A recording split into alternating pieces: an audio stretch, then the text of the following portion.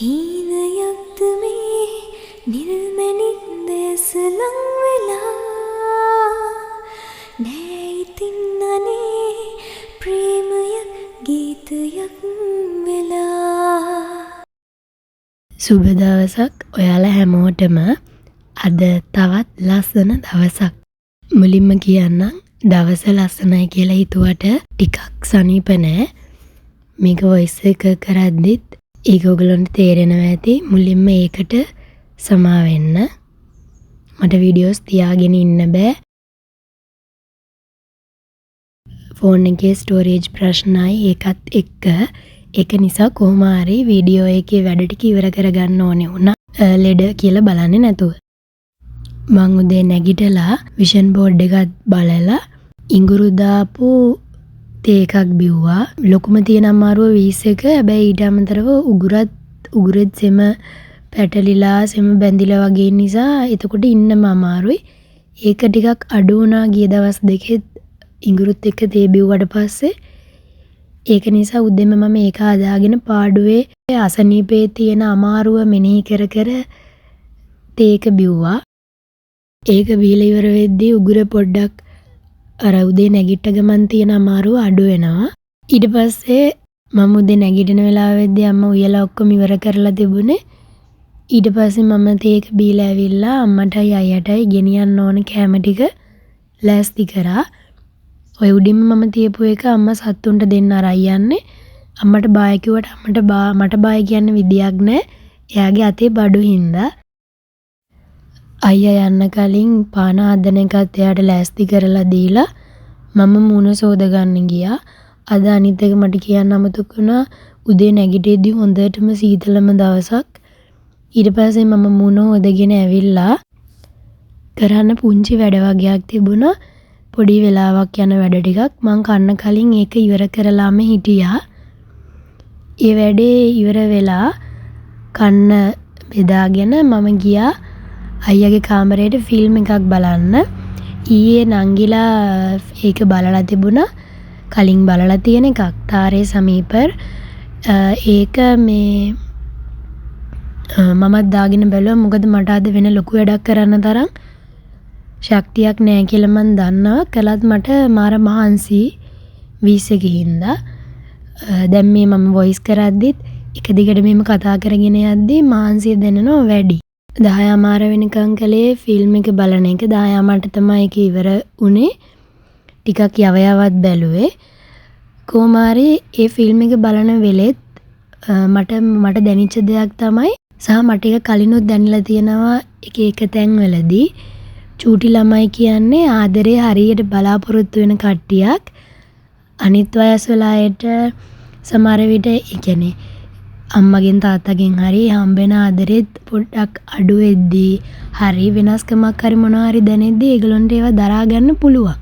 හැබැයි චූටි ළමයින්ට එහෙම නෙමෙයිනේ. ඒක මම දැන් කීපකදීම දැකලා තියෙනවා. සමහර විට අම්මලා ආදරයට එහෙමත් වෙන්න ඇති. මම පාරේදී එහෙම මට දැකලා තියෙන අත්දැකීම් එක්ක තව මිනිස්සු කට්ටියක් ඉස්සරහා චූටි ළමයින්ට බනිද්දි හරි අම්මලා ගහද්දි හරි මුලින්ම නැති වෙන්නේ ඒගොල්ලන්ට ඒ චූටි ළමයින්ට කට්ටියක් ඉස්සරහට යන්න කට්ටියක් ඉස්සරහට ගිහිල්ලා කතා කරන්න තියෙන ආත්ම විශ්වාසය. ඒක පොඩි කාලෙම නැති වෙනවා කියලා කියන්නේ ලොකු ප්‍රශ්නයක්. පේන්නේ නැති එළියට පේන්නේ නැති ලොකු ප්‍රශ්නයක්. ඒක නිසා ඔයාට කොහේදී හරි හම්බ වෙන ඔයාට කොහේදී හරි එකතු වෙන්න හම්බ වෙන චූටි ළමයින් එක්ක හිතලා බලලා වැඩ කරන්න ඕනේ. ඒගොල්ලන්ට හරියට දැනෙනවා වෙන පොඩි වෙනස්කම් මේ දේවල්. අනිත් දේ තමයි අපි හැමෝටම හැම කට්ටියකටම හැම ළමයෙකුටම එකම විදිහේ වෙන්නවත් පන්තියේ වැඩිම ලකුණු ගන්නවත් බෑ. ඒක සාමාන්‍ය දෙයක් නේ. සාමාන්‍ය දෙයක් සහ ඒක තමයි යථාර්ථය. ඒක තේරුම් ගන්න ඕනේ. අනිත් එක හැමෝම පන්තියේ පළවෙනියා වෙන්න ඕනේ කියලා තියරියක් නැහැනේ. අපි ඉගෙන ගන්න ආස පැත්ත මොනවාද? අපි කරන්න ආස දේ මොනවාද? ඒ දේ කරන්න සහ අපි දුර්වලතයන් අඳුරගෙන ඒවා පොලිෂ් කරගන්න එහෙම කරන්න පුළුවන්. හැබැයි කාගේ හරි ජීවිතයක් නම් එයාට අයිතිය තියෙන්න ඕනේ. එයා කැමති දෙයක් කරන්න, එයා කැමති දෙයක් ඉගෙන ගන්න, එයා කැමති දෙයකින් ඉස්සරහට යන්න අයිතිය තියෙන්න ඕනේ. සහ ඒක දෙන්න අම්මලා තාත්තලාට තේරෙන්න ඕනේ. ඒක ඒගොල්ලොන්ගේ වැරද්දකුත් නෙවෙයි වෙන්නේ. කොහොම හරි ෆිල්ම් එක අන්තිමට ඉවර වෙද්දී අකුරු හරියට අඳුරගන්න බැරිකමෙන් හිටපු ඒ ළමයාට එයාට හම්බ වෙච්ච චිත්‍ර සර් නිසා වැඩ ටික හරියට කරගන්න පුළුවන් වුණා. අකුරු එයා ඉගෙන ගත්තා. ආත්ම විශ්වාසය බිඳුවටම වැටිලා තිබුණු ළමයෙක්ගේ ආත්ම විශ්වාසය හැදුනා. ඒ ඔක්කොටම හේතු වුණේ අර සර් හිතපු විදිය. මම හිතන්නේ චූටි ළමයින්ට හරියට ආදරේ ලැබුණොත් තමයි ලෝකයක් ලස්සන වෙන්නේ. මොකද ඒගොල්ලෝ තමයි ඉස්සරහට ඒ දේවල් අරගෙන යන නිසා පොඩි කාලේදී ඒගොල්ලන්ට ලැබෙන දේවල් එක තමයි ඒගොල්ලෝ අනාගතේ කවුරු කොහොම වෙනවද කියන එක තීරණය වෙන්නේ. හරි. කතාවත් එක්කම ෆිල්ම් එක බලලා ඉවර වෙලා මම මහන්සිය කියලා බලන්නේ නැතුව අද මට අවුවේ ඉන්න අමාරුයි කියලා දන්න නිසා අයියාගේ තොප්පියකුත් දාගෙන මාස් එකක් දාගත්තා. දූවිලියෙම ගියාම අමාරු වෙන හින්දා මම ආවා එළියට. ඇවිල්ලා අම්මා මේ කහ හිටවලා තිබුණා. ඒ ටික මම ඒ තරම් තියේයි කියලා හිතුවෙත් නෑ. ඒ ටික ගලවලා ඊට පස්සේ මම ඔයගොල්ලන්ට කලින් පෙන්නුවේ ජපන් අරලිය මන් දන්න විදියට ඒකේ නම. ඒක පැලේ කියන්නේ පස් නැතුව ඒකේ මල් එනවා. පවුනේ. ඉතින් ඒක නිසා පෝච්චියට පස් දාලා ඒකත් හිටෙව්වා. ඊට පස්සේ මම ආවා. දවල්ට මම දැන් මාසයක විතර ඉඳන් තේබුණ එක නවත්තලා තිබුණේ. හැබැයි මේ අමාරුව පටන් ගත්ත දවසේ ඉඳලා තේ බොනවා උදේටයි දවල්ටයි එහෙම මම මේ අර නිකන් උණු වතුර එක බොන්න අමාරු හින්දා. ඊට පස්සේ තේ බිව්වා. ඒකත් ඉඟුරු දාලා තේ බිව්වා. ඊට පස්සේ මම දවල් ආයෙ මුකුත් කරේ නෑ. නිදිය ගන්න කියලා ආවා. නිින්ද ගියේ නෑ. මං ඇඳට වෙලා හිටියා. ඊට පස්සේ හවස ඇඟ හොදගෙන පාන තියලා මගේ වැඩ ටික කරන්න පටන් ගත්තා. ඊයේ මම ඉංග්‍රීසි වැඩේ වචන අලුත් වචන ටික බලාගත්තා. මෙතන තියෙන්නේ වචන ටික. මේ අද ටිකක් සනීප නෑ. ඒකින්ද මං දවල් ඊට පස්සේ ටිකක් නිදිය ගත්ත කියන්නේ ඇල වෙලා හිටියා. නිදිය ගන්න ගිහී කියලා ගිහිල්ලා නිින්ද ගියේ නෑ. මේ දැන් අර ඊ වචන ටික බලාගත්තු හින්දා මම දැන් ලෑස්ති වෙන්නේ අද ගැම පොතේ වැඩක් කරන්න. ආය මේ මොන හරි ඔය පොඩ්කාස්ට් එකක් හරි එහෙම වීඩියෝ එකකුත් බලන්න ඕනේ. බලමු. ඒ වැඩේට තමයි දැන් ඉඳගත්තේ.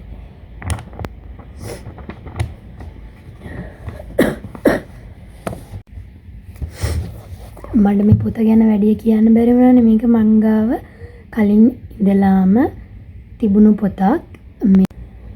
මේ පොතට අමතරව තව මේකේ මේ කොටස් තියෙනවා. මම දැකලා තියෙනවා. මේක ඉවර කරන්න එපා අනිත් ඒවාට යන්න. ඒකින්ද මේක ගැන විතරයි මම දන්නේ. මේකේ අර පුංචිම සරලම තැන ඉඳලා ඉවර වෙනකන්ම මේ ග්‍රැම ඇක්ටිවිටි තියෙන්නේ. අපිට ලියලා කරලා පුරුදු වෙන්න පුළුවන්.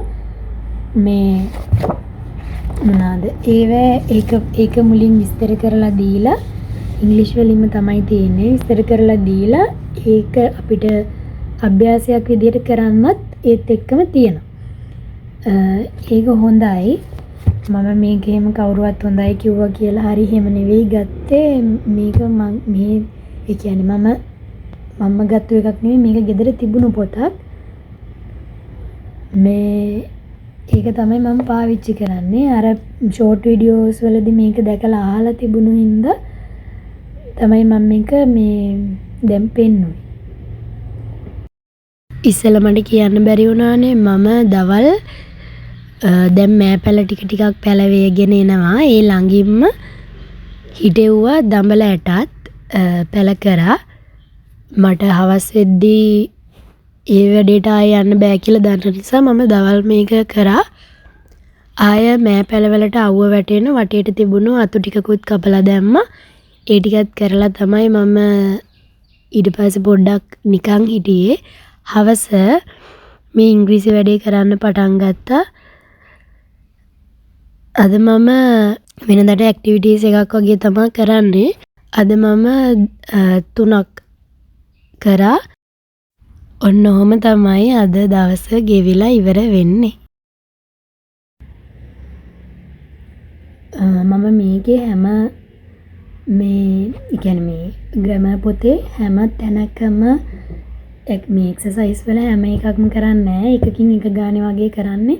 පළවෙනි ඉවුවේ තියෙන ටිකක් අර බේසික් පොඩක් සරලම ඒවා වගේනේ. එතකොට ලොකු වෙලාවක් ඒකට බොරුවට යවන්න ඕනේ නැති හින්දා.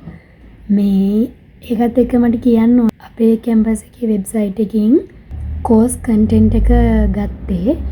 ඒක මම කලින් දැක්කා මේ කලිනුත් බලලා තියෙනවා. මේක ඊට පස්සේ දැන් ගොඩ මාස ගාණක් ඒකින්ද ආයෙ මම මේක ගන්න හේතුව කෝස් එක වෙනම කියන්නේ අර ජොබ් එක අතේ වගේ තියෙන එව්වා අතෑරලා මම තෝරගත්තු මගේ උමනාවට තෝරගත්තු කෝස් එකකින්ද මට ලොකු වගකීමක් තියෙනවා. ඒ ගැනයි අනිත් එක උඩින් පල්ලෙන් කරන්න නෙවෙයි මට ඕනේ.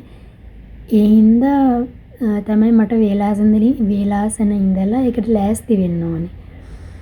අනිත් එක මම ඉංග්‍රීසි මීඩියම් වලින් කිසිම සබ්ජෙක්ට් එකක් කරලා නැහැ. මේ ඉංග්‍රීසි ටිකත් හරි අමාරු වෙන්නේ කරගන්නේ. ඒකින්ද ඒකට කලින් ලෑස්ති වෙන්න ඕනේ. මේ ඒකට කරන්න ඕන දේවල් තමයි මම කරන්නේ. වෙබ්සයිට් එකට ගිහිල්ලා කෝස් කන්ටෙන්ට් එක ගත්තේ මට තව මාස 5ක් විතර තියෙන හින්දා ඒකට ලෑස්ති වෙන්න වෙලාව තියෙන හින්දා මම මේක කියන්නේ හේතුව එහෙම self studies කරන්න පුළුවන් මේ subject එකට related හරි self studies කරන්න පුළුවන් වෙබ්සයිට් තියෙනවා නම් හරි කමෙන්ට් එකක් දාගෙන යන්න මට ඒක උදව්වක් වෙයි. අනිත් පැත්තෙන් මම දාපු ෂෝට් වීඩියෝ එකකදී වගේ මට මතක විදියට කමෙන්ට් එකක් තිබුණා කැම්පස් සිලෙක්ට් වෙලා ඉන්නේ කම්මැලිකම ඉන්නේ මුකුත්ම කරන්නේ නැතුව කියලා. එහෙම අයට පුළුවන් තියෙන වෙලාව ඒ වගේ දෙයකට පාවිච්චි කරන්න. ඒක තමයි කැමැත්ත නිදහසේ ඉන්නවා නම් එහෙමයි. එහෙම කොහොමාරි මම දැන් කරගෙන යන ටික ওই ටික තමයි.